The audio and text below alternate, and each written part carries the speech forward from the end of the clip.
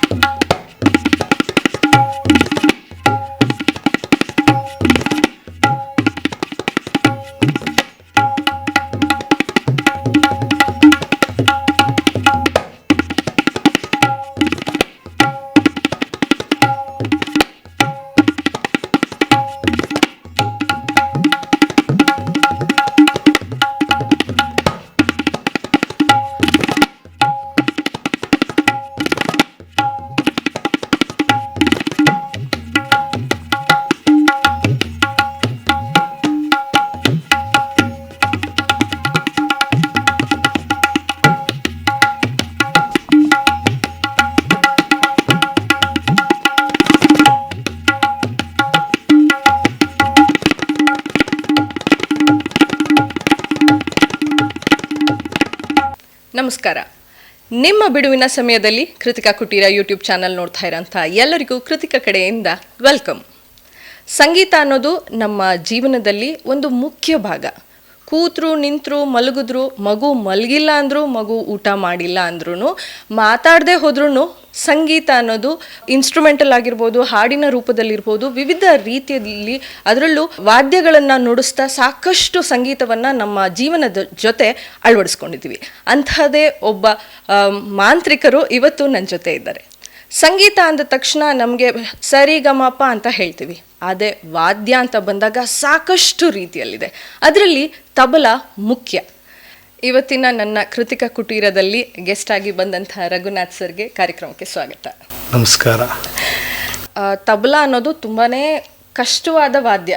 ಆ ಇನ್ಸ್ಟ್ರೂಮೆಂಟ್ನ ಕಲಿಯೋಕ್ಕೆ ತುಂಬ ಶಿಸ್ತು ಬೇಕು ಅಂತ ಹೇಳ್ತಾರೆ, ಡೆಡಿಕೇಶನ್ ಇರಬೇಕು ಅಂತ ಹೇಳ್ತಾರೆ. ಅದರಲ್ಲೂ ಹಿಂದೂಸ್ತಾನಿ ಸಂಗೀತ, ಶಾಸ್ತ್ರೀಯ ಸಂಗೀತ, ಭಾವಗೀತೆ, ಅದರಲ್ಲೂ ಭಜನೆಗಳೆಲ್ಲ ಇರಬೇಕಾದ್ರೆ ಆ ತಬಲಾ ಶಬ್ದ ಕೇಳಿನೇ ಮುಂದುವರಿಯೋದು. ಅಂಥ ಒಂದು ತಬಲಾನ ಎಷ್ಟು ವರ್ಷದಿಂದ ನುಡಿಸ್ತಾ ಬಂದಿದ್ದೀರಾ?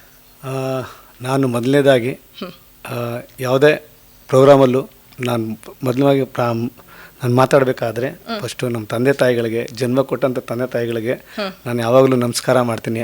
ಯಾಕಂದರೆ ನೀವೆಲ್ಲ ನಮ್ಮನ್ನ ಇಷ್ಟು ಪುಟ್ಟ ಕಲಾವಿದರನ್ನ ಇಷ್ಟು ದೂರ ಹುಡುಕೋ ಒಂದು ನಮ್ಮ ಬಗ್ಗೆ ನೀವು ಮಾತಾಡ್ತೀರಾ ಅಂದರೆ ಅದಕ್ಕೆಲ್ಲ ಅವರೇ ಕಾರಣ ಆಗಿರ್ತಾರೆ.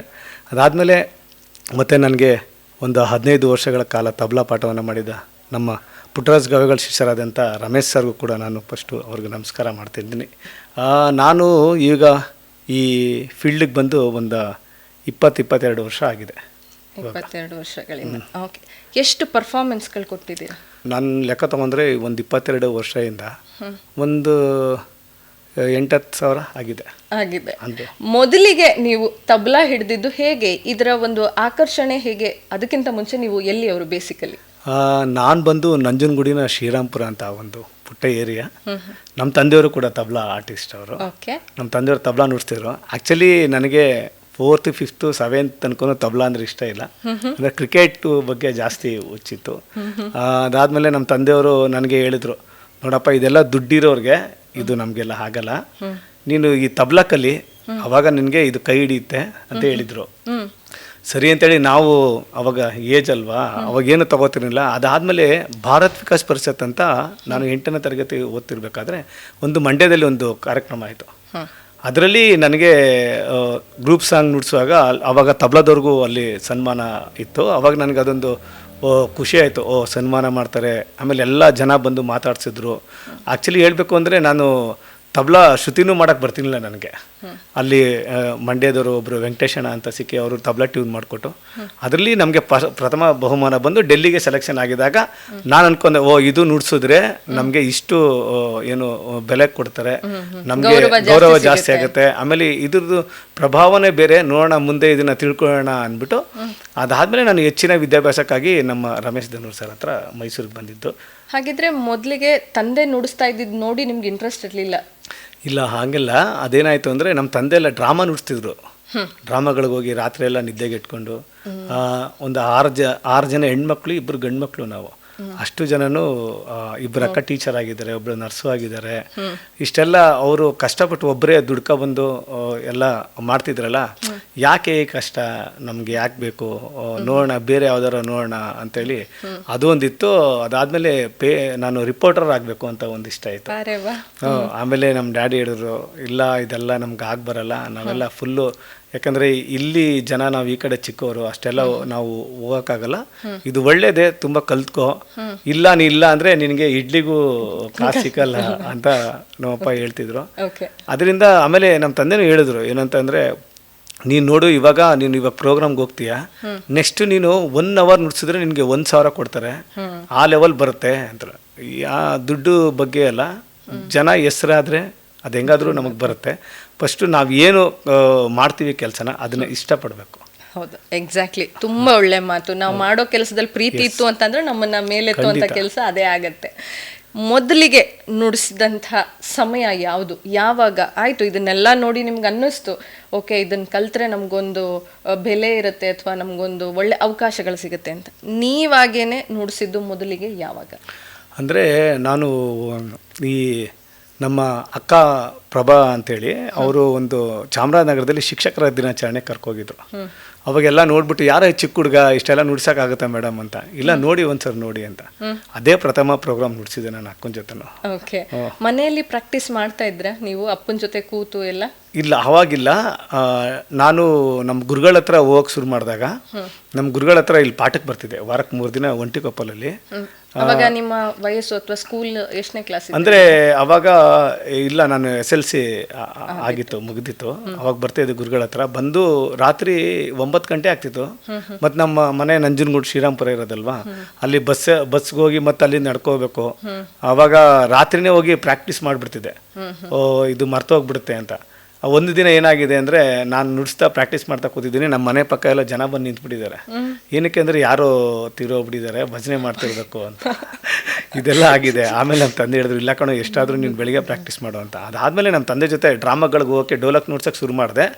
ಅದಾದಮೇಲೆ ನಾನು ಮತ್ತೆ ಬಂದು ನಮ್ಮ ತಂದೆ ಹೇಳೋರಲ್ಲೋ, ನೀನು ರಾತ್ರಿ ಎಲ್ಲ ನುಡ್ಸಿರ್ತೀಯ, ಮತ್ತೆ ಪ್ರಾಕ್ಟೀಸ್ ಮಾಡಬೇಡ ಕಣೋ, ಕೈಯೆಲ್ಲ ಸ್ವಲ್ಪ ಇರುತ್ತೆ, ರೆಸ್ಟ್ ಮಾಡು ಅಂತ. ಆದ್ರೂ ನಾನು ಆ ಪ್ರಾಕ್ಟೀಸೇ ನಮ್ಮನ್ನ ಇಷ್ಟು ದೂರ ಕರ್ಕೊಂಬಂದಿದೆ. ಆ ಸಮಯದಲ್ಲಿ ನಿಮ್ಮ ತಂದೆ ನಿಮ್ಮ ಈ ಒಂದು ಡೆಡಿಕೇಶನ್ ನೋಡಿ, 10ನೇ ಕ್ಲಾಸ್ ಹುಡುಗ ಓದಬೇಕು ಅನ್ನೋದಕ್ಕಿಂತ ಹೆಚ್ಚಾಗಿ ಅವ್ನು ಕಲಿಬೇಕು ಅನ್ನೋ ಆಸಕ್ತಿ ತಂದೆಯವ್ರಿಗೆ ಜಾಸ್ತಿ ಇತ್ತು ಅಂತ ಅನ್ಸುತ್ತೆ. ಏನಂತ ಹೇಳ್ತಾ ಇದ್ರು ನಿಮಗೆ? ಆ್ಯಕ್ಚುಲಿ ನಮ್ಮ ಡ್ಯಾಡಿ, ನಾನು PUC ಆದಮೇಲೆ ಜೂನಿಯರ್ ಎಕ್ಸಾಮ್ ಮಾಡಿದ್ದೆ. ಆವಾಗಲೇ ನಮ್ಮ ತಂದೆ ಊರಿಗೆಲ್ಲ ಹೇಳ್ಕೊಂಬಂದಿದ್ರು, ನನ್ನ ಮಗ ನೆಕ್ಸ್ಟ್ ರೆಕಾರ್ಡಿಂಗ್ ಓಡೋಗ್ತಾನೆ, ಇಲ್ಲಿರಲ್ಲ, ಬೆಂಗಳೂರಿಗೆ ಓಡೋಗ್ತಾನೆ, ಅಷ್ಟು ಚೆನ್ನಾಗಿ ಅವನು ಅಭ್ಯಾಸ ಮಾಡ್ತಾನೆ ಅಂತ. ಅದು ಒಬ್ಬರು ತಂದೆಗೆ ಹೆಮ್ಮೆ ವಿಷಯ ಅಲ್ಲ, ಅದೊಂದು ಪ್ರೌಡ್. ಮೋಸ್ಟ್ಲಿ ಅವ್ರಿಗೆ ಸಿಗದೇ ಇರೋ ಅವಕಾಶ ಮಗನಿಗೆ ಸಿಗ್ಲಿ ಅನ್ನೋ ಜಾಸ್ತಿ ಇಲ್ಲ, ಖಂಡಿತ ಇತ್ತು. ಯಾಕಂದ್ರೆ ನಮ್ಮ ತಂದೆ ಹೆಸರು ನೀವು ಯಾರು ಕೇಳಿದ್ರು, ಎಲ್ಲಿ ಕೇಳಿದ್ರು ಹೇಳ್ತಾರೆ. ತಬಲಾ ರಾಜು ಅಂದ್ರೆ ಅಷ್ಟು ಫೇಮಸ್ ಅವರು. ಆಗಿನ ಕಾಲದಲ್ಲಿ ಸ್ಟೂಡೆಂಟ್ ರಾಜು ಅಂತ. ನನ್ನ ಥರನೇ ಚಿಕ್ಕ ಏಜ್ ಇದ್ದಾಗನೇ ಅವರು ಹೊರಗಡೆ ಬಂದಿದ್ದು ಅವಾಗ. ಓಕೆ, ಸೊ 10ನೇ ಕ್ಲಾಸ್ ಆದ್ಮೇಲೆ ನೀವು ವೃತ್ತಿಯಾಗಿ ತಬಲಾನೇ ನುಡಿಸ್ತಾ ಇದ್ರ ಅಥವಾ ನಿಮ್ಮ ಎಜುಕೇಶನ್ ಏನ್ ಮಾಡಿದ್ರಿ? ಇಲ್ಲ, PUCಗೆ ಹೋದೆ. ನನಗೆ ಬೇಕಾದ ಸಬ್ಜೆಕ್ಟ್ ಸಿಕ್ನಿಲ್ಲ. ಅದಕ್ಕೆ ನಾನೇನು ಮಾಡಿದೆ, JO6 ಸೇರ್ಕೊಂಡೆ, ಚಾಮರಾಜನಗರದಲ್ಲಿ ಜಾಬ್ ರೆಂಟೆಡ್ ಕೋರ್ಸ್ ಅಂತ. ಅದರಲ್ಲಿ ಡೈರಿಂಗ್ ಟೆಕ್ನಾಲಜಿ ಮಾಡಿರೋದು. ಆ್ಯಕ್ಚುಲಿ ನಾನು ಇವಾಗ ಹೋದ್ರೂ ಕೆಲಸ ಕೊಡ್ತಾರೆ. ಅದಾದಮೇಲೆ ನಾನು ಅಲ್ಲಿಂದ ನೋಡಿದೆ, ಯಾಕೋ ಎಲ್ಲರೂ ಸುಮಾರು ಜನ ಲಾಸ್ಟ್ ಇಯರ್ ಮಾಡಿರೋರೆಲ್ಲರೂ ಹಂಗೆ ಇದ್ದರು, ಯಾಕೆ ಎಲ್ಲರ ಹತ್ರ ನಾವು ಕಾಡಿ ಬೇಡಿ ಮಾಡಬೇಕು ಅಂದ್ಬಿಟ್ಟು ಚಾಮರಾಜನಗರದಿಂದ ಡೈರೆಕ್ಟ್ ನಾನು ಮೈಸೂರಿಗೆ ಹೋಗ್ತಿದ್ದೆ ಟ್ಯೂಷನ್ಗೆ. ಇದು ಬೇಡ, ಚೆನ್ನಾಗಿ ಇಟ್ಕೊಳ್ಳೋಣ ಅಂತೇಳಿ ನಾನು ಮತ್ತು ನಮ್ಮ ಅಣ್ಣ ಅದನ್ನು ಸ್ವಲ್ಪ ಜಾಸ್ತಿ ಶುರು ಮಾಡಿದ್ವು. ಏನಂದರೆ ನಮ್ಮ ಅಣ್ಣಂಗೆ ಮನೆಯೆಲ್ಲ ವಹಿಸಿದ್ರು, ತುಂಬ ಚೆನ್ನಾಗಿ ನೋಡ್ಕೊಂಡವನು ನಮ್ಮ ತಂದೆ ಇದರಲ್ಲಿ. ಅವನಿಗೆ ಯಾವತ್ತೂ ಧನ್ಯವಾದ ಹೇಳ್ಬೇಕು ಪಾಪ. ಸೊ ನೀವು ಅಣ್ಣ ಬಾಂಧವ್ಯ ತುಂಬ ಕ್ಲೋಸ್ ಆಗಿತ್ತು. ಚಾಮುಂಡಿ ಬೆಟ್ಟದಲ್ಲಿ ಇಬ್ಬರು ಒಟ್ಟಿಗೆ ನುಡಿಸಿದ್ದು. ಓಕೆ, ಅವಾಗ ಒಬ್ರು ಹೇಳಿದ್ರು, ಸೋಮು ನಮ್ಮ ಅಣ್ಣನೂ ತಬಲಾ ನುಡಿಸ್ತಿದ್ದ, ಸೋಮು ನಿನ್ಗಿಂತೂ ಚೆನ್ನಾಗಿ ನುಡಿಸ್ತಾನೆ, ಇವ್ನು ಯಾವಾಗಲೂ ಚೆನ್ನಾಗಿ ಬೆಳೆಸ್ಕೊಬಿಡು ಅಂದಾಗ ನಮ್ಮ ಅಣ್ಣ ಸ್ವಲ್ಪ ಚೇಂಜ್ ಮಾಡ್ಕೊಂಡ. ಅವ್ನು ಕೀಬೋರ್ಡ್ ನುಡ್ಸಕ್ಕೆ ಶುರು ಮಾಡ್ದ, ನಾನು ತಬಲಾ ನುಡ್ಸಕ್ಕೆ ಶುರು ಮಾಡಿದೆ. ನಮ್ಮದು ಒಂದು ಟೀಮ್, ನಮ್ಮ ತಂದೆ ಶಿವರಂಜನಿ ಕಲಾ ಬಳಗ ಅಂತ ಇಟ್ಟರು, ಅದನ್ನ ನಾವು ಮುಂದೆ ರನ್ ಮಾಡಕ್ಕೆ ಶುರು ಮಾಡಿದ್ವಿ. ಓಕೆ, ಸೊ ನಿಮಗೆ ಓದೋದ್ರ ಕಡೆಗೆ ಅಂತ ಒಂದು ಪ್ರೊಫೆಷನ್ ಬೇಡ ಅಂತ ಹೇಳಿ ಸಂಗೀತದ ಕಡೆನೆ ಸ್ವಲ್ಪ ಜಾಸ್ತಿ ಕಡೆ ಬಂದ್ಬಿಟ್ಟು. ಅದು ಬರಬೇಕಲ್ಲ, ಕಲಾವಿದರಿಗೆ ಒಂದಿದ್ರೆ ಒಂದಿರಲ್ಲ. ಓಕೆ, ತಬಲಾ ಅಲ್ಲದೆ ನೀವು ಹಾಡ್ತೀರಾ ಅನ್ನೋದು ನನಗೆ ಗೊತ್ತು. ಅದನ್ನ ಯಾವಾಗ ಕಲ್ತ್ರಿ? ಆ್ಯಕ್ಚುಲಿ ನಮ್ಮದು ಆರ್ಕೆಸ್ಟ್ರಾ ಟೀಮ್ ಶುರುವಾಗಿತ್ತು. ನಮ್ಮ ಅಕ್ಕ ದೊಡ್ಡಕ್ಕ ಆಡ್ತಿದ್ರು, ಆಮೇಲೆ ಎರಡನೇ ಅಕ್ಕ ಭರತನಾಟ್ಯ ಮಾಡಿದ್ದಾರೆ, ದೊಡ್ಡಕ್ಕ ಸಂಗೀತನೂ ಆಗಿರೋದು. ಪರಂಪರೆಯಲ್ಲಿ ಎಲ್ಲಾ ಕಲೆಗಳು ಒಂದೇ ಮನೆಯಲ್ಲಿ ಇದೆ ಅಂತ ಅನ್ಸುತ್ತೆ mostly. ಇನ್ನೊಬ್ಬಕ್ಕ ರಾಜಕ್ಕ ಅಂತೇಳಿ ಅವಳು ಇಲ್ಲಿ ಬಾನವಿ ಹಾಸ್ಪಿಟಲ್ಲಿ ನರ್ಸ್ ಆಗಿದ್ದಾಳೆ, ಶ್ರೀವಳ್ಳಿ ಅಂತ ಅವಳು. ಎಲ್ಲರೂ ಆಡ್ತಿದ್ವಲ್ಲ, ಮಧ್ಯೆ ಮಧ್ಯೆ ನಾವು ಒಂದು ಆಡಕ್ಕೆ ಶುರು ಮಾಡ್ದು. ಏನು ಅಂತಂದ್ರೆ ನಮ್ಮ ತಂದೆ ಹೇಳಿದ್ರು, ನಿನ್ನ ವಾಯ್ಸ್ ಸ್ವಲ್ಪ ಗುರುಕಿರಿಯನ್ ಥರ ಇದೆ, ಆಡೋ, ತೊಂದರೆ ಇಲ್ಲ ಅಂತ. ನಾನು ಫಸ್ಟ್ ಸಾಂಗ್ ಆಡಿದ್ದೆ ರಾಜ್ಕುಮಾರ್ ಅವ್ರದ್ದು, ಮಾನವನಾಗಿ ಹುಟ್ಟಿದ ಮೇಲೆ ಏನೇನು. ಹಾಗಿದ್ರೆ ನಮಗೋಸ್ಕರ ಹಾಡ್ಲೇಬೇಕು. ಅವಾಗ ಮೊದಲಿಗೆ ಹಾಡಿದ್ದು, ಈಗ ನನ್ನ ಶೋ ಅಲ್ಲಿ ಮೊದಲಿನ ಹಾಡು. ಈ ಹಾಡನ್ನ ಹೇಳ್ಬೇಕಾದ್ರೆ ಸನ್ನಿವೇಶ ಹೇಗಿತ್ತು? ಇದು ಡ್ರಾಮಾದಲ್ಲಿ ಮುಗಿದಾಗ ಬೆಳಿಗ್ಗೆ ಎಲ್ಲ ರಾಜಣ್ಣ ನಿಮ್ಮ ಮಗನ ಕೆಲ ಒಂದು ಹಾಡಾಡಿಸಿ, ಸೋಮವಾರ ಆಡೋದು ನೋಡಿದ್ವಿ, ರಘುವಾರ ಆಡೋದು ನೋಡಿಲ್ಲ ಅಂತೇಳಿ. ಅವಾಗ ನಾನು ಆಡ್ತಿದ್ದೆ. ಅದು ನಮ್ಮ ಯಾಕೆಂದರೆ ಅದು ಹಾಡು ಕಲ್ತದಕ್ಕೆ ಒಂದು ಬೆಲೆ ಅಲ್ವಾ ಈಗ. ಅದಕ್ಕೆ ರಾಜ್ಕುಮಾರ್ ಅವ್ರು ಆಡಿರೋದು, ಮಾನವನಾಗಿ ಹುಟ್ಟಿದ ಮೇಲೆ ಏನೇನು ಕಂಡಿ, ಸಾಯೋ ತನಕ ಸಂಸಾರದೊಳಗೆ ಗಂಡ ಗುಂಡಿ, ಏರಿಕೊಂಡು ಹೋಗೋದಿಲ್ಲ ಸತ್ತಾಗ್ ಬಂಡಿ, ಇರೋದೊಳಗೆ ಒಮ್ಮೆ ನೋಡು ಜೋಗಾದ್ ಗುಂಡಿ. ಈ ಥರ ಇನ್ನೂ ಸಾಕಷ್ಟು ಹಾಡುಗಳನ್ನ ನೀವು ಹೇಳ್ತೀರಾ, ನಾನು ಕೇಳಿದ್ದೀನಿ. ಅಣ್ಣನಿಗೆ ಹೇಳಿದ್ರು ತಮ್ಮ ಚೆನ್ನಾಗಿ ನುಡಿಸ್ತಾನೆ ಅಂತ ಅನ್ಕೊಂಡು. ಸೊ ಆ ಮಾತುಗಳನ್ನ ಕೇಳಿದಾಗ ನಿಮಗೆ ಹೇಗೆ ಅನ್ನಿಸ್ತಾ ಇತ್ತು? ಯಾಕಂದ್ರೆ ಅವಾಗ ಇನ್ನೂ ಚಿಕ್ಕ ವಯಸ್ಸು, ತುಂಬಾ ಏನು ನೋಡಿಲ್ಲ, ಆಗ್ತಾನೆ ನೀವು ನಿಮ್ದೇ ಆದ ಒಂದು ಪ್ರಪಂಚದಲ್ಲಿದ್ರೆ ಹೇಗಿತ್ತು ಆಗಿನ ಒಂದು ಫೀಲಿಂಗ್? ಏನು ಅಂದರೆ ನನ್ನ ಫ್ರೆಂಡ್ಸ್ ಎಲ್ಲ ಹೇಳೋರು, ನೀನು ತುಂಬ ಚೆನ್ನಾಗಿ ನುಡಿಸ್ತೀಯ ಕಣೋ, ತುಂಬ ಚೆನ್ನಾಗಿ ಇದು ಮಾಡ್ತೀಯ ಅಂತ ಹೇಳೋರು. ಆದರೆ ನನಗೆ ಒಂದು ಬೆಳವಣಿಗೆ ಬೆಳ್ಕೊ ಬಂದಿದೆ ಮನೇಲಿ. ಏನು ಅಂದರೆ, ನಾವು ಕಷ್ಟದಿಂದ ಬಂದವರು, ಯಾವಾಗಲೂ ನಾವು ಹಿಂದೆ ಬಂದದನ್ನ ತಿರುಗಿ ನೋಡಬೇಕು. ಯಾವಾಗಲೂ ನಾವು 4 ವಿದ್ಯೆ ಕಲ್ತಿದ್ದೀವಿ ಅಂತೇಳಿ ನಾವು ಅಹಂ ಪಡಬಾರ್ದು, ಜಂಬ ಪಡಬಾರ್ದು. ಅದು ಯಾಕಂದರೆ ಇವತ್ತು ನಮ್ದಿರ್ಬೋದು, ನಾಳೆ ಬೇರೆಯವ್ರದ್ದಾಗುತ್ತೆ. ಅದರಿಂದ ನಾನು ಅದೊಂದು ಬೆಳೆಸ್ಕೊಂಬಂದೆ. ಒಳಗಡೆ ಖುಷಿ ಇರುತ್ತೆ, ತುಂಬ ಖುಷಿ ಇರುತ್ತೆ. ಅಯ್ಯೋ ನಾವು ಪರವಾಗಿಲ್ಲ, ಹಿಂಗೆ ಇನ್ಕ್ರೀಸ್ ಆಗಿ ಹೋಗ್ತಾ ಇದ್ದೀನಿ ಅಂತ ಇರುತ್ತೆ. ಬಟ್ ನಾನು ಕಲಿತಾನೆ ಇರ್ತೀನಿ ಜೊತೆಗೆ. ಈ ಸಂಗೀತ ಅನ್ನೋದನ್ನ ಕಲಿತ ತಕ್ಷಣ ಎಲ್ಲೋ ಒಂದು ಕಡೆ ಕಾನ್ಫಿಡೆನ್ಸ್ ಬರುತ್ತೆ ನಿಮಗೆ. ಆ ಒಂದು 10th PUC ಲೆವೆಲ್ಗೆ ಬಂದಿತ್ತು ಆ ಕಾನ್ಫಿಡೆನ್ಸ್ ಬರ್ತಿದ್ದ ಹಾಗೇನೆ ಈ ಸಂಗೀತ ಅನ್ನೋದು ಒಂದು ದೊಡ್ಡ ಸಮುದ್ರ. ಒಬ್ರಾದ್ಮೇಲೆ ಒಬ್ರು, ಯಾವತ್ತು ನೀವು ಹೇಳ್ದ ಹಾಗೇನೆ ಇವತ್ತು ಇವ್ರು ಇರ್ತಾರೆ, ನಾಳೆ ಇನ್ಯಾರೋ ಇರ್ತಾರೆ. ಅಲ್ಲಿ ಒಂದು ಹೆಸರು ಮಾಡೋಕ್ಕೆ ನೀವು ಪಟ್ಟಂಥ ಮೊದಲಿನ ಕಷ್ಟ ಯಾವುದು? ಆ್ಯಕ್ಚುಲಿ ನಾವು ಈ ಕಡೆಯಿಂದ ಹೋದಾಗ ಸ್ಟುಡಿಯೋಗಳ ಒಳಗಡೆ ಸೇರಿಸೋದೇ ಕಷ್ಟ. ಒಂದ್ಸರಿ ಮಹದೇಶ್ವರ ದಯಬಾರದೆ ಅದು ಸಾಂಗ್ ಆಗ್ತಿತ್ತು. ಅದು ಕೊಳ್ಳೇಗಾಲದಲ್ಲಿ ಅಲ್ಲಿ ಪ್ಯಾಟ್ರನ್ ಮಾಡ್ತಿದ್ದೆ ಕೂತ್ಕೊಂಡು. ಅಲ್ಲಿ ಒಂದು MS ಸ್ಕೂಲು ಏನೋ ಇದೆ, ಅಲ್ಲಿ ಕೂತ್ಕೊಂಡು ಒಬ್ಬರು ಮಂಜುನಾಥ್ ಅಂತ ಸಾಹಿತ್ಯ ಬರೆದ್ರು ರವಿ ಸರ್ ಜೊತೆ. ಅವರು ದೇವ ಮಾದೇವ ಬಾರೋ ಅಂತ ಒಂದು ಸಾಹಿತ್ಯ ಮಾಡಿದ್ರು. ಪಾಪ ಅವರು ರಿದಮ್ ಗೊತ್ತಿಲ್ಲ ಪಾಪ ಅವ್ರಿಗೆ. ಅವರು ದೇವ ಅಂತ ಆಡ್ತಿದ್ರು. ನಾನು ಇವ್ರು ಹೆಂಗೆ ಆಡ್ತಾರೆ ಅಂತ ನಾನು ಅವಾಗ ಹೊಸ ಕಾಂಪೋಸಿಷನ್ ಕಲಿಯೋಣ ಅದು ಕಲಿತು ರಿದಮ್ ಮಾಡಿದೆ. ಅದಾದ್ಮೇಲೆ ಅದು ನನಗೆ ರೆಕಾರ್ಡಿಂಗ್ ಮಿಸ್ ಆಯಿತು. ಮೊದಲ ಪೆಟ್ಟು. ಹೌದು, ಯಾಕಂದ್ರೆ ಅದಿದ್ದೇ ಇರ್ತಾರೆ. ನೆಕ್ಸ್ಟ್ ಅವ್ರದ್ದೇನೆ ಆದಂತ ಇನ್ನೊಂದು ಪ್ರಾಜೆಕ್ಟಲ್ಲಿ ನಂಗೆ ಕೆಲಸ ಕೊಟ್ಟರು. ಅದು ವೇಣು ಸರ್ ಅಂತ ತಬ್ಲಾ ಆರ್ಟಿಸ್ಟ್ ಇದ್ರು. ಅಲ್ಲಿ ಮಾರುತಿ ಸರ್ ಅಂತ ಮ್ಯೂಸಿಕ್ ಮಾಡ್ತಿದ್ರು. ಅವ್ರು ಫೇಮಸ್ ಮಹದೇಶ್ವರ ಎಲ್ಲ. ಅದಕ್ಕೆ ರವಿ ಮತ್ತು ಮಹೇಂದ್ರ ಅಂತೇಳಿ ಸ್ಟುಡಿಯೋಗೆ ಹೋಗೋಕ್ಕೆ ಅವರು ಕಾರಣ ನನಗೆ. ಅವರು ಹೋಗಿ ಕೇಳಿದ್ರು, ಸರ್ ಹಿಂಗೆ ರಘು ಅಂತ ನನ್ನ ತಮ್ಮ ಬೈಯಿಂದನೇ ನುಡಿಸ್ತಾನೆ ಸರ್, ನೀವು ಹೆಲ್ಪ್ ಮಾಡ್ತೀರ ಅಂದರೆ. ಅವ್ರು ಹೇಳಿದ್ರು, ಇಲ್ಲಪ್ಪ ವೇಣು ಅವ್ರು ಕೇಳಬೇಕು, ದೊಡ್ಡ ಆರ್ಟಿಸ್ಟ್ ಅವರು, ಹಂಗೆಲ್ಲ ಒಪ್ಪಲ್ಲ ಅಂತೇಳಿ. ಸರಿ, ಎದುರುಗಡೆ ಕಾಂಪೋಸ್ ಮಾಡ್ತಾ ಕೂತಿದ್ರಲ್ಲ, ಆಗ ನಾನು ಸುಮ್ಮನೆ ಹಿಂಗೆ ತಾಳಾಕತ್ ಕೂತಿದ್ದೆ. ಕೇಳಿದ್ರು ವೇಣು ಸರ್, ಇವ್ರು ಯಾರು ರವಿ ಅಂತ. ಆಗ ರವಿ ಸರ್ ನನ್ನ ಬ್ರದರ್ ಅಂತ ಹೇಳಿದ್ರು. ಏನು ನುಡಿಸ್ತಾರೆ ತಬ್ಲಾ ತರ ಕೇಳಿ ಮಂತೆ ಅಂತ ಹೇಳಿದ್ರು. ನಾನು ಅವತ್ತೇ ವೇಣು ಸರ್ ಅವ್ರಿಗೆ ಯಾವತ್ತೂ ಚಿರಋಣಿ ಹಾಕ್ಬಿಡ್ತೀನಿ.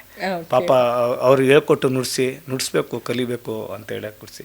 ಇವಾಗ ವೇಣು ಸರ್ಗೆ ರಘು ಸರ್ ಅಂದ್ರೂ ಅಷ್ಟು ಪಾಪ ಅವ್ರು ಚೆನ್ನಾಗಿ ಮಾತಾಡ್ತಾರೆ, ಪ್ರೀತಿಯಿಂದ ಯಾಕಂದರೆ ನಾನು ನಮ್ಮ ಕರ್ನಾಟಕದ ಜಾಗೃತಿಸಿನ ಅಂದರೆ ನಮ್ಮ ವೇಣು ಸರ್ ಅವರು. ನೀವು ಹೇಳಿದ್ರಿ ನಾವು ಕಷ್ಟದಿಂದ ಬಂದಿದ್ದು ಅಂತ. ಫಸ್ಟ್ ಟೈಮ್ ಸ್ಟುಡಿಯೋ ಅಂತ ನೋಡಿದ್ದು ಯಾವಾಗ? ಅದೇ ನಾನು ಇವಾಗ ಹೇಳಿದ್ನಲ್ಲ, ಮಹದೇಶ್ವರದ ಒಂದು ಕಾಂಪಿಟೇಷನ್ ಆಯ್ತು ಅಂತೇಳಿ. ಅವಾಗ ಏಜು ನನಗೆ 20 ಅಷ್ಟು ಇರಬೇಕು ಅನ್ಸುತ್ತೆ. ಅವಾಗಲೇ ಹೋಗಿದ್ದೆ ಸ್ಟುಡಿಯೋಗೆ. ನಾನು ಬೆಂಗಳೂರು ನೋಡಿದ್ದೆ ಅದೇ ಫಸ್ಟ್ ಟೈಮ್. ಅದಾದಮೇಲೆ ಆರ್ಟ್ ಆಫ್ ಲಿವಿಂಗ್ದು ರೆಕಾರ್ಡಿಂಗ್ ನೋಡಿಸಿದೆ ರವಿಶಂಕರ್ ಗುರೂಜಿ ಅವ್ರ ಜೊತೆ. ಅವರು ಒನ್ ಟೈಮ್ ನಮಗೆ ಒಂಥರ ಅನ್ನದಾತ್ರೆ ಒಂದ್ಸರಿ. ಯಾಕೆಂದರೆ ಅವ್ರ ಹತ್ರ ನಾನು ಒಂದು 5 ವರ್ಷ ಕೆಲಸ ಮಾಡಿದ್ದೀನಿ ಅವ್ರ ಹತ್ರ. ಶಾಲಿನಿ ಶ್ರೀನಿವಾಸ್ ಅಂತೇಳಿ ಅವ್ರ ಜೊತೆ ಫುಲ್ಲು ನಾರ್ತ್ ಸೌತ್ ಎಲ್ಲ ಪ್ರೋಗ್ರಾಮ್ ಕರ್ಕೋಗ್ತಿದ್ರು ಅವರು. ಅದು ಒಂದು ಅನುಭವ. ವೇಣು ಸರ್ ಇದ್ರಲ್ಲ, ಅವರು ಜೂನಿಯರ್ ಜಾಕರಿಸಿ ಅಂತಾರೆ, ಅವ್ರನ್ನ ನಾವು ಫಾಲೋಸ್ ಮಾಡ್ತೀವಿ. ಸೊ ಫಸ್ಟ್ ಟೈಮ್ ಸ್ಟುಡಿಯೋ ನೋಡಿದಾಗ ನಿಮ್ಗೆ ಹೇಗೆ ಅನ್ನಿಸ್ತು? ನೀವೇನು ಅಂದ್ಕೊಂಡಿದ್ರಿ, ಅಲ್ಲಿದ್ದ ಅನುಭವ ಹೇಗಿತ್ತು? ಫಸ್ಟು ಸ್ಟುಡಿಯೋಗೆ ಹೋಗಿ ನುಡಿಸಿದಾಗ ನನಗೆ ಏನೂ ಅನಿಸ್ಲಿಲ್ಲ, ಯಾಕೆಂದರೆ ಅವರು ಹೇಳ್ಕೊಟ್ಟದ್ದು ನಾನು ನುಡಿಸ್ಬೇಕಾಯ್ತಲ್ಲ ಅದಕ್ಕೆ. ಓಕೆ.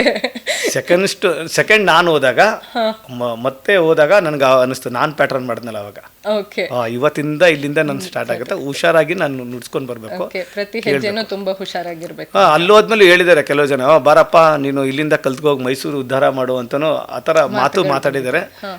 ನಾವು ಅದೆಲ್ಲ ತಲೆ ಕೆಡ್ಸ್ಕೊಂಡಿಲ್ಲ, ಯಾಕೆಂದರೆ ಇಷ್ಟು ವರ್ಷ ನಾವು ಚೆನ್ನಾಗಿದ್ದೀವಿ ಅಂತ ಹೇಳಿದ್ರೆ ನಾವು ಯಾರ ಬಗ್ಗೆನೂ ಮಾತಾಡೋ ಅವಶ್ಯಕತೆ ಇಲ್ಲ, ನಮ್ಗೆ ಅಷ್ಟೇ ಟೈಮು ಇರಲ್ಲ. ಓಕೆ.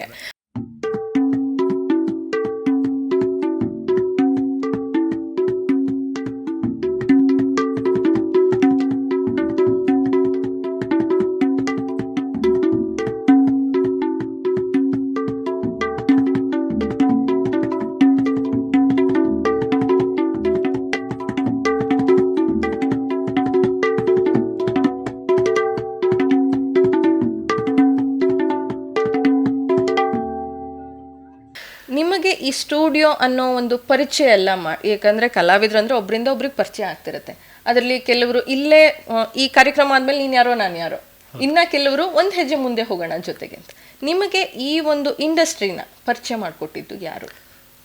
ನನಗೆ ಆ್ಯಕ್ಚುಲಿ ಅದೇ ಹೇಳ್ದಲ್ಲ, ನನಗೆ ಫಸ್ಟು ನಾನು ಡಿವೋಷನ್ಗೆ ಹೋದಾಗ ರವಿ ಮಹೇಂದ್ರ ಸರ್ ಅಂತೇಳಿ ದೇವ ಮಾದೇವದೆಲ್ಲ ಬರ್ತಿದ್ದಲ್ಲ, ಅವ್ರ ಹೆಸರು ನನಗೆ ಪರಿಚಯ ಮಾಡಿಕೊಟ್ಟಿದ್ದು. ಓಕೆ. ಅದಾದಮೇಲೆ ನಾನು ಈಗ ನಾನು ಹೋಗ್ತಾಯಿದ್ದೀನಿ ಅಂತ ಹೇಳಿದ್ರೆ ಎದೆ ತುಂಬೆ ಆಡೋನು ಕರ್ಣ ಕೋಗಿಲೆ ಅಲ್ಲಿ ಇದ್ರಲ್ಲ ದೀಪಕ್ ಸರ್ ಅಂತೇಳಿ ಕೀಬೋರ್ಡ್ ಶಿವಮೊಗ್ಗದವರು, ಅವರು ನನಗೆ ತುಂಬ ಹೆಲ್ಪ್ ಮಾಡ್ತಾರೆ.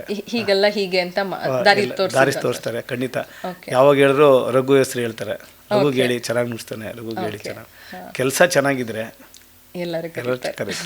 ಓಕೆ. ನೀವು ಭಾವಗೀತೆ, ಜಾನಪದ ಗೀತೆ, ಭಜನೆ, ಹಿಂದೂಸ್ತಾನಿ ಸಂಗೀತ, ಶಾಸ್ತ್ರೀಯ ಸಂಗೀತ ಎಲ್ಲ ಒಂದು ವರ್ಗದಲ್ಲೂ ನುಡಿಸ್ತಾ ಇದ್ದೀರಾ. ಮೊದಲಿಗೆ ನುಡಿಸಿದ್ದು ಯಾವುದಕ್ಕೆ? ಭಜನೆ. ಓಕೆ. ನಮ್ಮ ಮನೆ ಮುಂದೆ ರಾಮ ಮಂದಿರ ಇದೆ, ನಮ್ಮ ಯಾವಾಗಲೂ ಧನುರ್ಮಾಸಕ್ಕೆ ಬೆಳಿಗ್ಗೆ 6 ಗಂಟೆಗೆ ಭಜನೆ ಶುರು ಆದರೆ 8 ಗಂಟೆ ತನಕ ಭಜನೆ ನಮ್ಮ ಫ್ಯಾಮಿಲಿ ಎಲ್ಲ ಹೋಗ್ತೀವಿ. ಓಕೆ. ಈ ಹಿಂದೂಸ್ತಾನಿ ಸಂಗೀತ, ಶಾಸ್ತ್ರೀಯ ಸಂಗೀತಕ್ಕೆಲ್ಲ ನಾನು ಕೇಳಿದ್ದೀನಿ ಕೆಲವರು ಆರ್ಟಿಸ್ಟ್ಗಳು ರಘು ಇದರ ಫಸ್ಟ್ ವಿಚಾರಿಸು ಅಂತ ಅಂದಾಗ ನಾನು ಅಲ್ಲಿದ್ದೀನಿ. ಆ ಒಂದು ಸಮಯದಲ್ಲಿ ನಿಮ್ಗೆ ಹೇಗೆ ಅನ್ನಿಸ್ತು ಅಂಥ ಒಂದು ಆರ್ಟಿಸ್ಟ್ಗಳು ನನ್ನ ಕೇಳ್ತಿದ್ದಾರೆ ಅಂತ ಆ ಒಂದು ಮೂಮೆಂಟ್ ಬಂದಾಗ?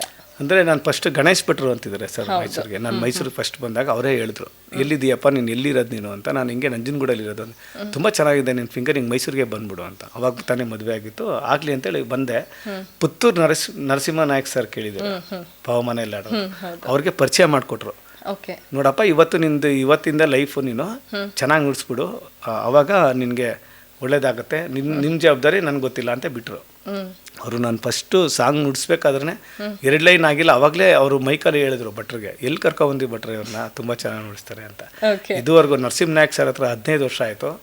ಅವರು ರಘು ಫಸ್ಟು ಬೇಕು ಅಂತಲೇ ಹೇಳ್ತಾರೆ ಅಂತ ಅವ್ರು ಹೇಳಿದ್ರು ನಂಗೆ ಸರ್, ನಾನು ಹೇಳಿರಂತೆಲ್ಲ ಯಾವುದೇ ರೆಕಾರ್ಡಿಂಗ್ಸ್ ಇದ್ರು ನನಗೆ ಹೇಳ್ತಾರೆ ಅವರು ನಾಯಕ್ ಸರ್. ಓಕೆ. ಸೊ ಆ ಫೀಲಿಂಗ್ ಹೆಂಗಿತ್ತು? ಮನೆಯಲ್ಲಿ ಬಂದು ಹೇಳ್ಕೊಂಡು ಸಂಭ್ರಮದಲ್ಲಿದ್ರೆ ಅಥವಾ ಸೈಲೆಂಟ್ ಆಗಿಲ್ಲ ಜವಾಬ್ದಾರಿ ಜಾಸ್ತಿ ಆಯಿತು ಅಂತಿದ್ರ? ಯಾಕಂದರೆ ಹೆದರಿಕೆ, ನಾವು ಫಸ್ಟ್ ಎಲ್ಲರ ಜೊತೆ ಆ ಥರ ಹೇಳ್ಕೊಬಾರ್ದು.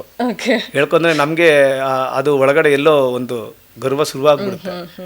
ಈ ಮದ ಮತ್ಸರ್ಯಗಳೆಲ್ಲ ತೆಗಿಬೇಕು ಅಂತಾರಲ್ಲ, ಆ ಥರ ಅದು ಅವಶ್ಯಕತೆ ಇರಲ್ಲ. ನಮ್ಮೊಳಗಡೆ ಖುಷಿ ಇದ್ರೆ ಸಾಕು. ಅಲ್ಲ, ಬಟ್ ಒಂದು ಸತಿ ಆ ಫೀಲಿಂಗ್ ಫಸ್ಟ್ ಟೈಮ್ ಅಲ್ಲ ಫೀಲಿಂಗ್ ಬಂದಿರುತ್ತೆ, ಅದು ಫ್ರೆಂಡ್ಸ್ ಜೊತೆ ಹೇಳ್ತಿರ್ತೀವಿ. ಓಕೆ. ನೀವು ಯಾರ ಹತ್ರ ಹೇಳಿದ್ರಿ ಅವಾಗ? ಹೇಗೆ ಬಂದಿತ್ತು ರೆಸ್ಪಾನ್ಸ್ ಎಲ್ಲ? ಅಂದ್ರೆ ನಾವು ಒಂದು 5 ಜನ ರೂಮಲ್ಲಿ ಇರ್ತಿದ್ನು. ನಮ್ಮ ಮನೆ ಅಂದ್ರೆ ನಾವು ಒಂದು 5 ಜನ ಇರ್ತಿದ್ನು, ಅವ್ರ ಜೊತೆ ಹೇಳ್ಕೊತಿದ್ದು. ಅದಾದ್ಮೇಲೆ ಒಂದು 22 ವರ್ಷದಿಂದ ನಂದು ಗೋಪಿ ಅಂತ ಒಬ್ಬ ಫ್ರೆಂಡ್ ಹುಡುಗ, ಅವನು ಸ್ವೀಟ್ ಮಾಡೋದಿಲ್ಲ, ಈ ವಿಷ್ಣು ಭವನ್ ಸ್ವೀಟ್ ಏನು ತಗೋತೀರ ಅವನ್ನೇನೋ ಮಾಡೋದು, ಅವನ ಜೊತೆ ಏನೋ ಶೇರ್ ಮಾಡ್ತಾ ಇರ್ತೀವಿ ಹಿಂಗೆ ಕಣೋ ಅಂತ. ಆಮೇಲೆ ಅವನು ಅಷ್ಟೇ, ಅವನು ನಮ್ಮ ಜೊತೆ ಏನಾರು ಇದ್ರೆ ಅವ್ನಿಗೇನೋ ಒಂದು ಒಳ್ಳೆ ಫೀಲ್ ಥರ ಅಂತ ಹೇಳ್ತಿದ್ದ. ಆಮೇಲೆ ಅವನು ಬಂದು ಪ್ರೋಗ್ರಾಮ್ ಎಲ್ಲ ನೋಡ್ತಿದ್ನಲ್ಲ, ನಿಮ್ಮ ಲೆವೆಲ್ಗೆ ಇದೆಲ್ಲ ಕಣೋ, ಇನ್ನೂ ಆರಾಮಾಗಿ ಬೆಳೆಯ ನೀನು. ಓಕೆ. ಸಿನಿಮಾ ಅವಕಾಶ ಯಾವ ಇಯರಲ್ಲಿ ಸಿಕ್ತು, ಹೇಗೆ ಸಿಕ್ತು? ಆ್ಯಕ್ಚುಲಿ ಸಣ್ಣ ಪುಟ್ಟ ಮೂವಿ ನುಡಿಸ್ಬಿಟ್ಟಿದ್ದು, ಅದಾದಮೇಲೆ ಅರ್ಜುನ್ ಜನ್ಯ ಸರ್ ಜೊತೆ ಸಿಕ್ತು ನನಗೆ. ಅದು ನನಗೆ ಅವಾಗ ಅನಿಸ್ತು, ಓ ಇದು ಮೂವಿ ವರ್ಕ್ ಮಾಡೋದು ಅಂತೇಳಿ. ಯಾಕಂದರೆ ಸಣ್ಣ ಪುಟ್ಟ ಇವಾಗ ಏನಾಗಿತ್ತು ಅಂತ ಹೇಳಿದ್ರೆ ಅವರೇ ಮ್ಯೂಸಿಕ್ ಮಾಡ್ಬಿಟ್ಟು ಬಂದ್ಬಿಟ್ಟಿರ್ತಾರೆ, ನಾನಿಲ್ಲಿ ರಿದಮ್ ಮಾಡ್ಬೇಕಾಗತ್ತೆ ಅಷ್ಟೇ. ಆದರೆ ಎಲ್ಲರೂ ಒಟ್ಟಿಗೆ 10 ಜನ 20 ಜನ ಒಟ್ಟಿಗೆ ಹಳೆ ಕಾಲದ ಥರ ರೆಕಾರ್ಡಿಂಗ್ ಮಾಡಬೇಕು ಅಂದರೆ ಅರ್ಜುನ್ ಜನ್ಯ ಸರ್ ನನಗೆ ಅವಕಾಶ ಕೊಟ್ಟಿದ್ರು. ಯಾವ ಸಿನಿಮಾಗೆ ಮಾಡಿದ್ರಿ?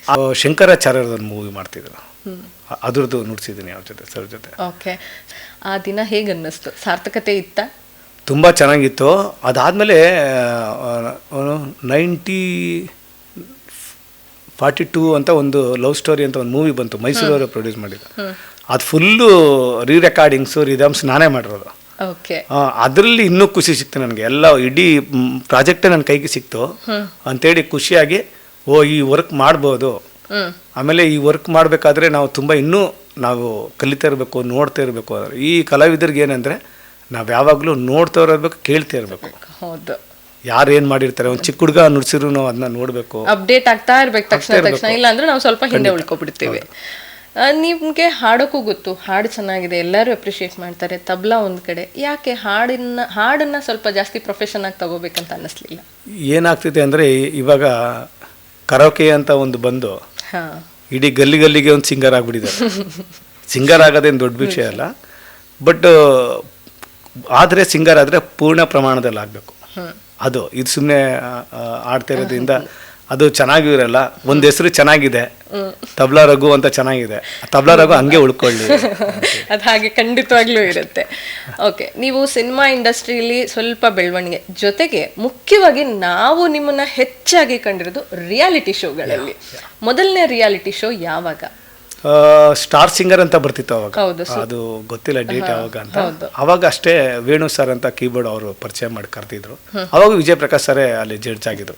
ಹೇಗೆ ಅನ್ನಿಸ್ತು ಮಾಮೂಲಿ ಕಾರ್ಯಕ್ರಮದಲ್ಲಿ ನುಡ್ಸೋದಕ್ಕೂ ಒಂದು ರಿಯಾಲಿಟಿ ಶೋ ಅಲ್ಲಿ ನುಡ್ಸೋದಕ್ಕೂ ವ್ಯತ್ಯಾಸ ಏನಾದ್ರು ಕಾಣಿಸ್ತಾ? ಇವಾಗ ಏನಂದ್ರೆ ರೆಕಾರ್ಡಿಂಗ್ ಜಾನರೇ ಬೇರೆ ಇರುತ್ತೆ, ಆಮೇಲೆ ನಾವು ಲೈವ್ ಪರ್ಫಾರ್ಮೆನ್ಸೇ ಬೇರೆ ಇರುತ್ತೆ, ಟಿವಿ ಶೋದೇ ಬೇರೆ ಇರುತ್ತೆ, ಅದ್ರ ಲೆವೆಲೇ ಬೇರೆ ಇರುತ್ತೆ. ಯಾಕೆಂದ್ರೆ ಕೋಟ್ಯಾಂತರ ಜನ ನೋಡೋದು ಅದು ಎಲ್ಲ ಒಂದೇ ಸಮನ ವರ್ಕ್ ಮಾಡ್ಬೇಕಾಗತ್ತೆ. ಯಾರೂ ನಮ್ಮ ಕೆಲಸ ಏನಿರುತ್ತೆ ನಮ್ಮ ಕೆಲಸ ಮಾಡ್ಬೇಕು ಸ್ಟ್ರಿಕ್ಟಾಗಿ. ನಮಗೆ ಸಿಗೋದು ಫಸ್ಟ್ ಒಂದು 5 ಮಿನಿಟ್ಸ್ ಸಿಗುತ್ತೆ ಒಂದು ಸಾಂಗ್, ಅಷ್ಟೇ ಸಿಗೋದು. ಆ 5 ಮಿನಿಟ್ಸಲ್ಲಿ ಎಲ್ಲ ಮುಗಿಸ್ಬಿಟ್ರೆ ನಮ್ಗೊಂದಷ್ಟು ರೆಸ್ಟ್ ಇರುತ್ತೆ, ಮಸ್ಟ್ ನೆಕ್ಸ್ಟ್ ಸಾಂಗ್ ಇರುತ್ತೆ.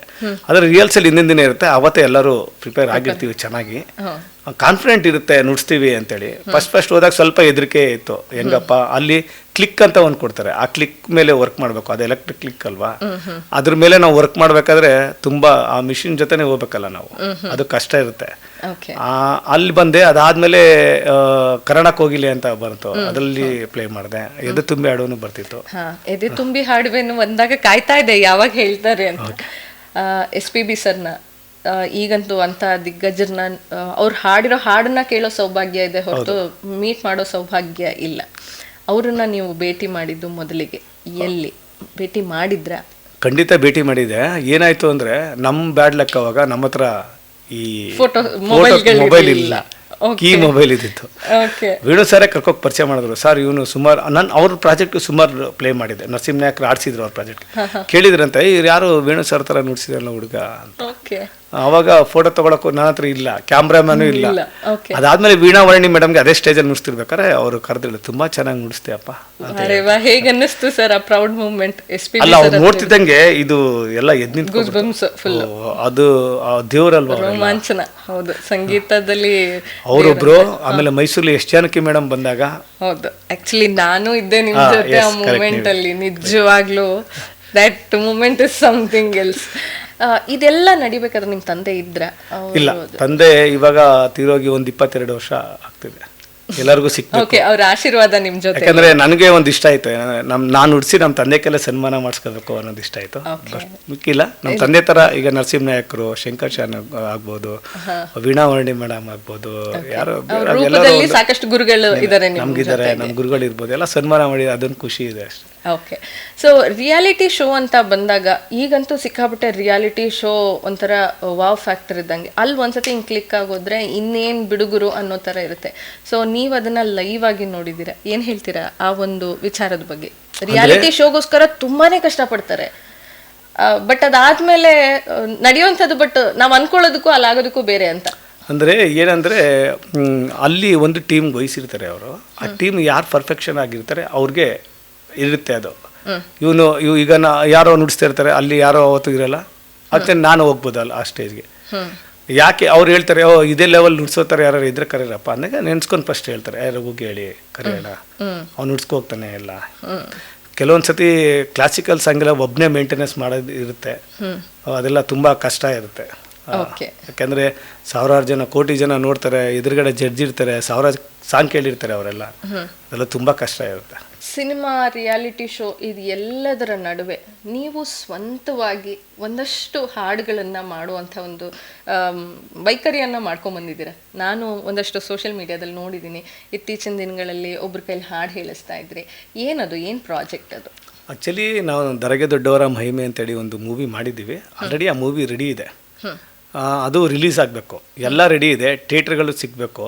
ಆಮೇಲೆ ಏನಂದರೆ ಇವಾಗ ರಿಲೀಸ್ ಮಾಡೋಕ್ಕೆ ದುಡ್ಡು ಬೇಕಾಗಿರೋದು. ಮೂವಿ ಎಲ್ಲ ಮಾಡಿಬಿಡ್ತೀವಿ, ಎಡಿಟಿಂಗ್ ಮಾತಾಡ್ತೀವಿ.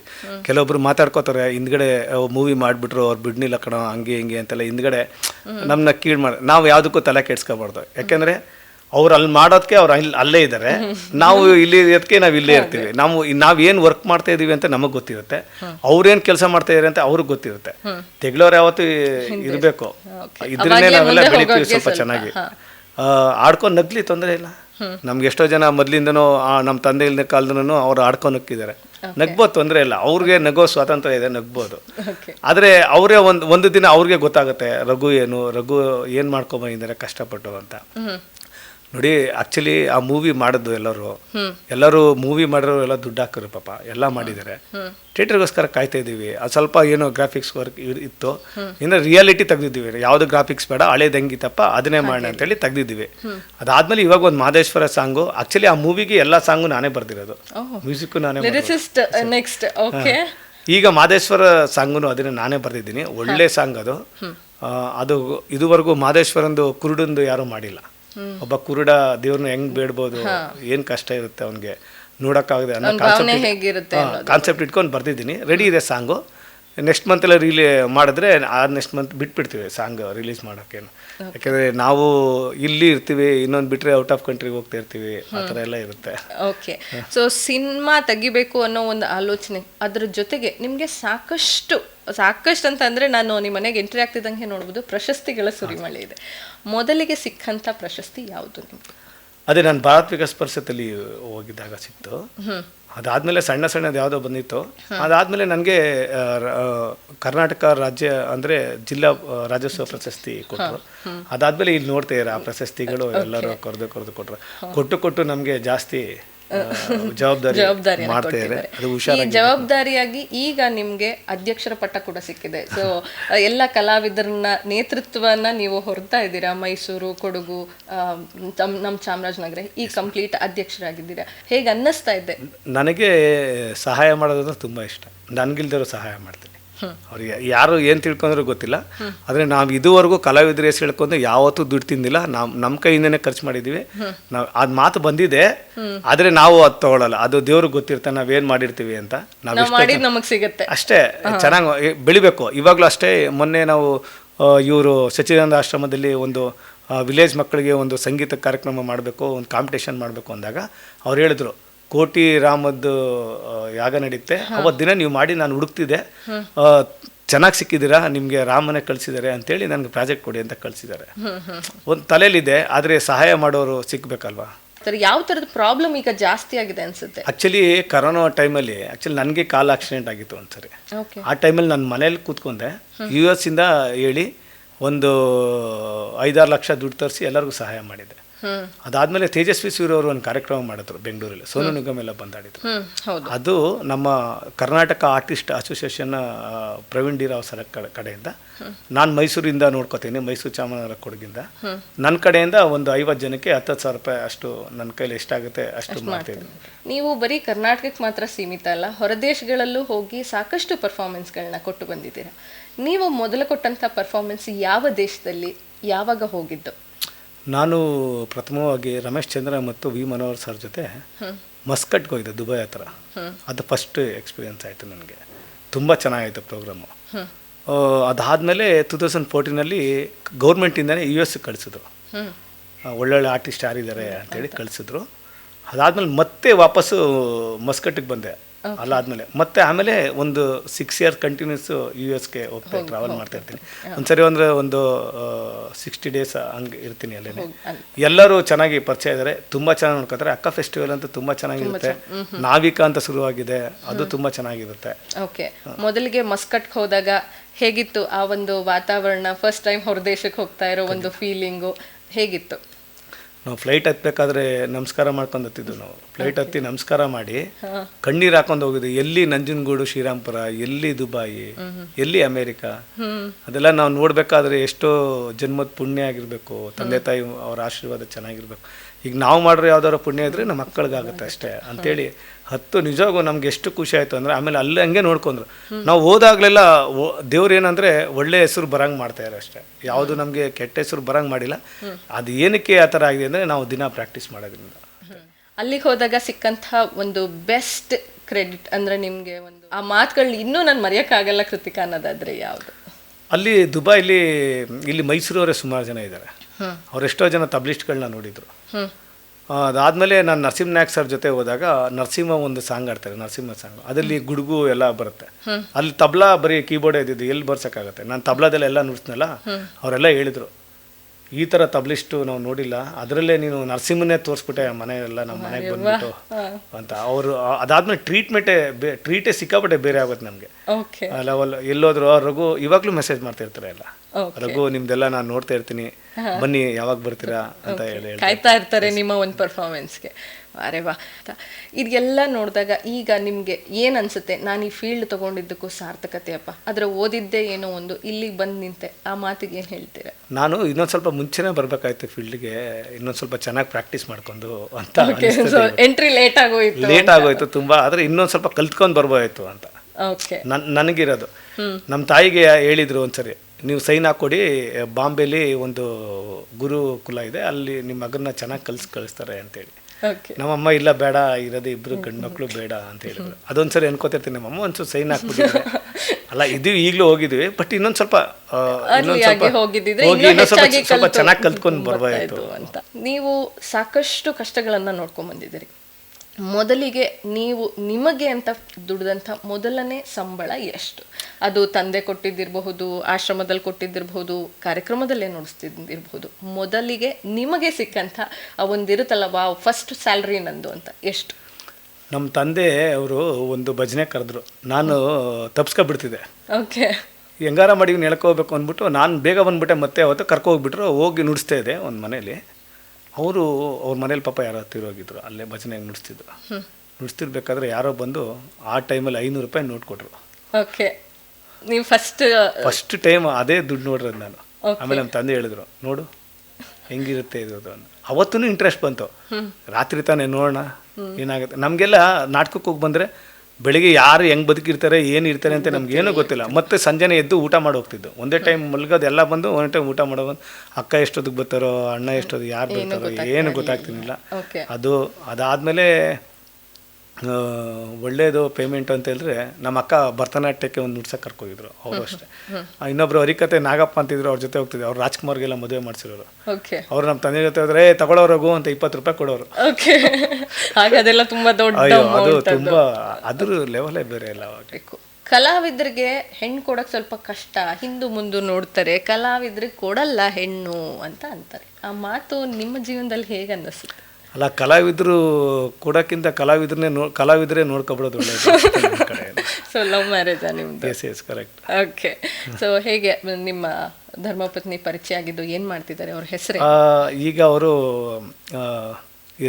ಜೈಪುರದಲ್ಲಿ ಹೆಲ್ತ್ ಆಫೀಸರ್ ಆಗಿ ಕೆಲಸ ಮಾಡ್ತಾ ಹೇಳೆ. ಓಕೆ, ಪರವಾಗಿಲ್ಲ, ಒಂದು 9 ವರ್ಷ ಆಯ್ತು ಅವ್ರಿಗೆ ಕೆಲಸ ಸಿಕ್ಕಿ. ಅವ್ರ ಹೆಸರು ರಮ್ಯಾ ಅಂತ. ಓಕೆ, ಮಗಳಿದ್ದಾಳೆ ಸಿಂಚನ ಅಂತ. ಅವಳು ಇವಾಗ 2nd PUC ಅವ್ರ ಕಾಲೇಜ್ಗೆ ಟಾಪ್ ಬಂದಿದ್ದಾಳೆ. ಮಗ ಇದ್ದಾನೆ ಸಮರ್ಥರಾಜ್ ಅಂತ. ಅವನು ಈಗ 5th ಸ್ಟ್ಯಾಂಡರ್ಡ್. ಮತ್ತೆ ಅವನು ಇವಾಗ ಕೀಬೋರ್ಡ್ ಅಭ್ಯಾಸಕ್ಕೆ ಇದೆ. ಅವರಿಗೆ ತಬ್ಲಾ ನುಡಿಸ್ತಾನೆ, ಸ್ವಲ್ಪ ಕೀಬೋರ್ಡ್ ಇಂಟ್ರೆಸ್ಟ್ ಇದೆ ಅಂತೇಳಿ. ಒಟ್ಟು ಸಂಗೀತದಲ್ಲಿ ಯಾವ್ದಾದ್ರು ವಾದ್ಯದಲ್ಲಿ ಇರಬೇಕು ಅಷ್ಟೇ.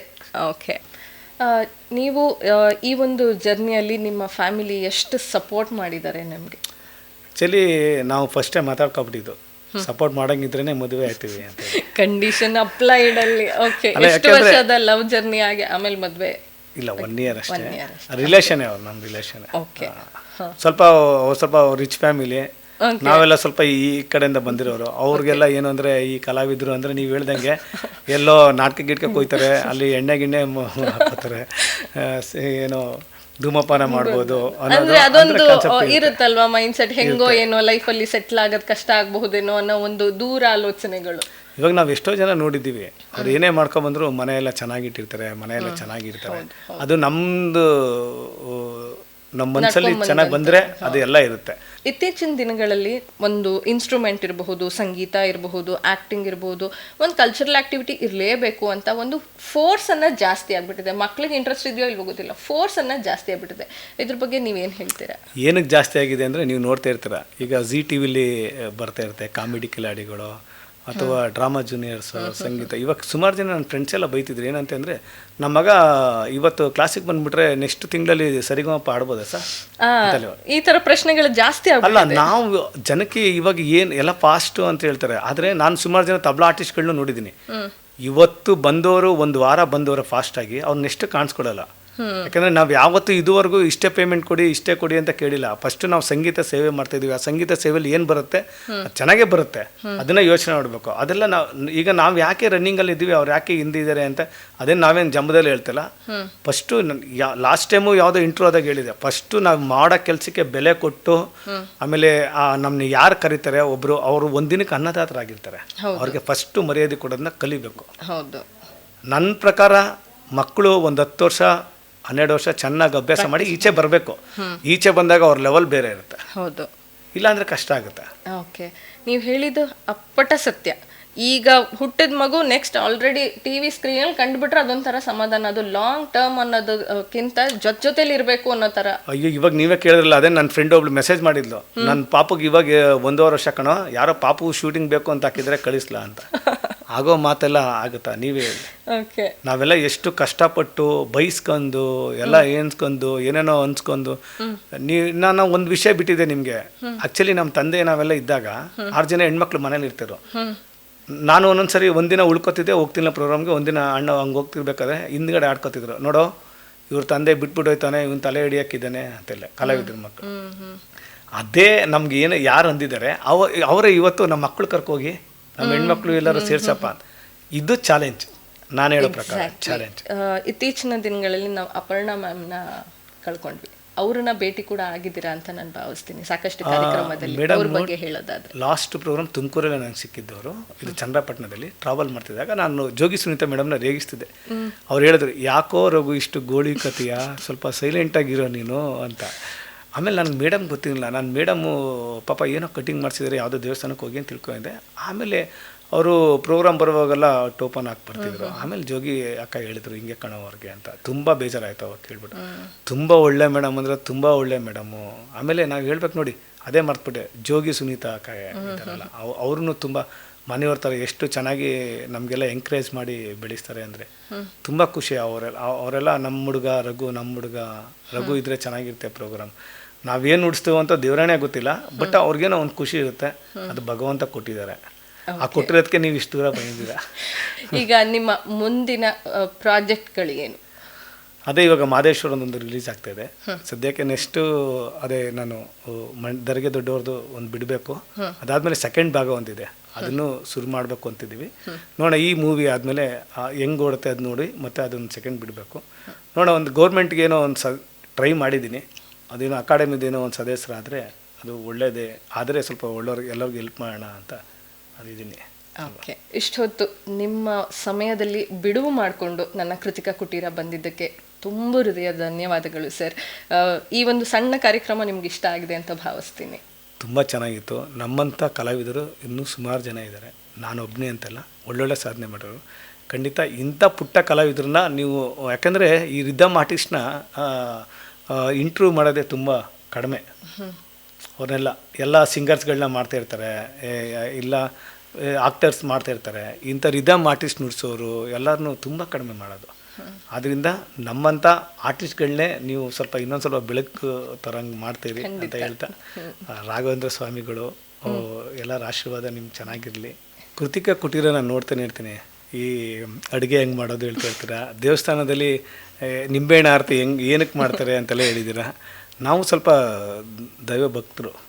ನನಗೆ ಕೆಲವು ಕಡೆ ಹೇಳೋರು ಶಾಸ್ತ್ರ ಕೇಳಕ್ಕೆ ಹೋದ್ರೆ ಅವ್ರು ಕೇಳಬೇಡ ಅಂತ ಹೇಳ್ಬಿಟ್ಟಿದ್ದಾರೆ. ನಾನು ಹೇಳೋಕ್ಕೆ ಆಗಲ್ಲ ಅಂತ ಹೇಳಿ ಏನಂತ ಗೊತ್ತಿಲ್ಲ ನಿಜವಾಗೂ ಹೇಳಿದ್ದಾರೆ. ಅದರಿಂದ ನೀವು ಎಲ್ಲರಿಗೂ ತಲುಪಿಸ್ತಾ ಇದ್ದೀರಾ.